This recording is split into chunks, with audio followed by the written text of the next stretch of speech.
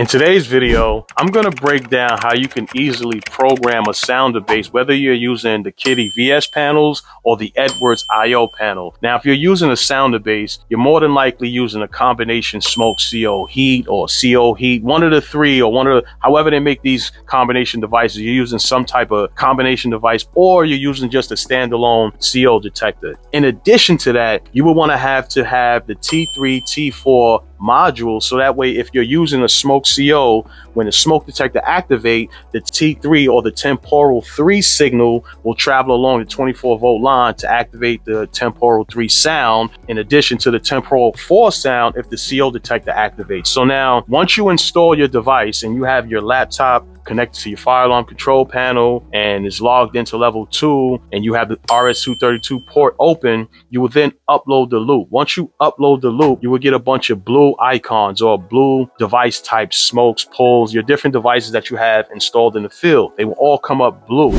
If you're working on that specific point type, you will select that device and you will accept that device, so that way the software can assign it an address. Now that address match with that serial number.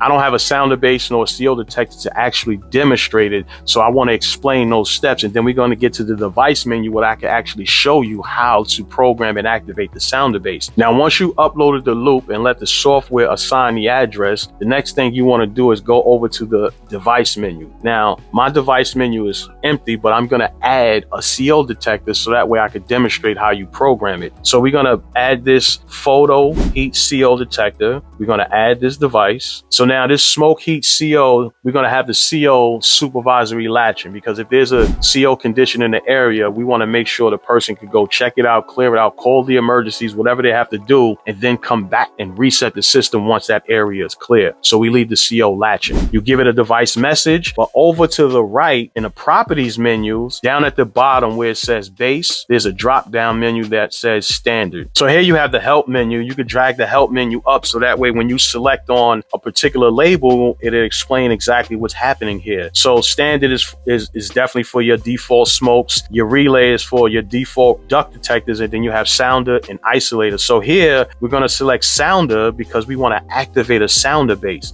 So now there's another menu that opened up which says follow. So now when it has follow, you have different options here. You can follow the head. You click this option if the base must be controlled by the detector's settings. So that's what follow the head means. Or you can follow the alarm, and you click this option if the base activates, if the relay. Then you have the alarm type. You click this option if you want that detector to activate when it goes into alarm.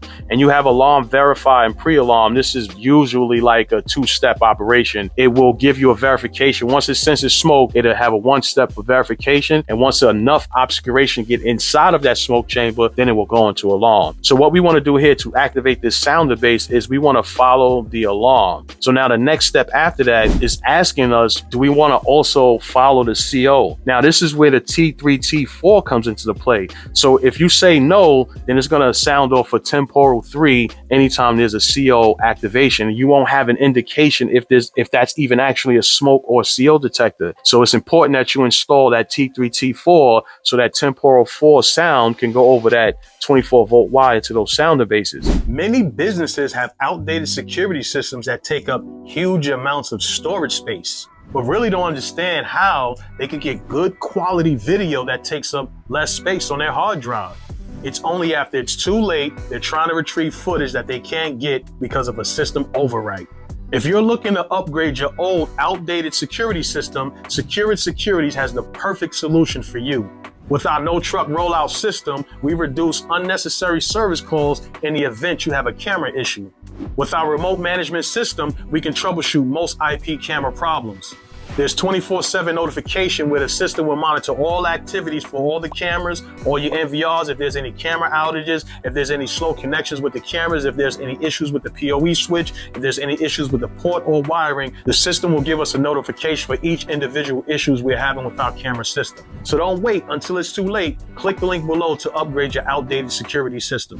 So once you select yes, your sounder base is actually configured, but there's one more step. After you configure your sounder base, you now close your device menu. You have to go inside your correlations. Once you go inside your correlations, you have to add your input devices. Once you add your input devices, now you add the sounder base for the sounder base to be active. To make sure you name your correlations too, so that way you're not looking around what things is doing and what things is happening behind the scenes. So we know that this is a sounder base activation. So now that we adjusted the correlations, matched our inputs with our outputs, we're going to close this menu out, and then we'll go over to the communications tab because we're already connected. And if you didn't disconnect, and then you will write to the panel. Once you write to the panel, now that system will now accept all the programming changes that you made inside the software. So let's recap. In order for you to activate a sounder base, once you install the sounder base or however many devices you install on your fire alarm system, you connect your laptop to your fire alarm control panel, ensure that you're logged in the level 2 password or the level that you need to be logged in at, open up the RS-232 port so you could establish communication, upload the loop, see all the blue devices, accept all of those devices and let the software give it an address. Then you go to each one of your combination devices, scroll over to the properties menu, make sure that you give it a sounder base label and you follow the alarm. Once you configure the sounder bases, you then go over to the correlations menu and then you match up your inputs with your outputs. Once you do that, you just download your changes, and that's how you will activate a sounder base. If you're looking for any more fire alarm training, you can go over to my website, click on the link for the Fire Alarm Training Center, and there you will have a spot to get in to learn everything you need about fire alarm when it comes to programming, the Edwards panel, pretty much the Edwards panel or the Kitty panels. The other systems I really can't get my hands on, but I will try to demonstrate them as best as I can. But if you have any questions, let's chop it up in the comments, all right? Fire alarm expert out. Peace.